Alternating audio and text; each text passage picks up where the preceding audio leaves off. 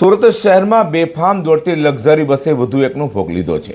22 વર્ષીય યુવક નાઇટમાં નોકરી પર જઈ રહ્યો હતો ત્યારે રોડ ક્રોસ કરતા સમયે ખાનગી બસે ટક્કર મારી આખી બસ માથા પરથી ફરી વળતા યુવકનું ઘટનાસ્થળે કમકમાટી ભરી મોત નિપજવા પામ્યું છે। પૂણા પોલીસ પાસેથી મળતી માહિતી મુજબ મૂળ મહારાષ્ટ્ર સુરતના પૂણા ગામ વિસ્તારમાં આવેલા કરમેશ્વર સોસાયટીના 22 વર્ષીય પ્રશાંત રમેશભાઈ આહિર પરિવાર સાથે રહેતો હતો। પરિવારમાં માતા પિતા અને 2 બહેન છે।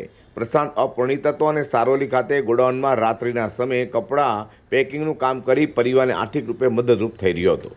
રાત્રે પ્રશાંત તેના માતા પિતા સાથે જમીને નોકરી પર જવા નીકળ્યો હતો।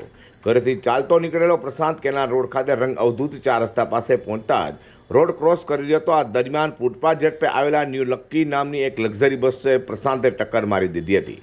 ત્યારબાદ આખી બસ તેના માથા પરથી ફરી વળી હતી। માથા પર ગંભીર ઇજાને પગલે પ્રશાંતનું ઘટના સ્થળે જ કરુણ મોત નિપજવા પામ્યું હતું।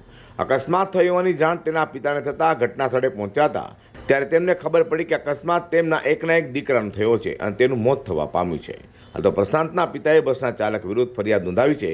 આ સાથે પોલીસ દ્વારા બસના ચાલકને પકડી પાડવાની દિશામાં પણ ચક્રો ગતિમાન કર્યા છે।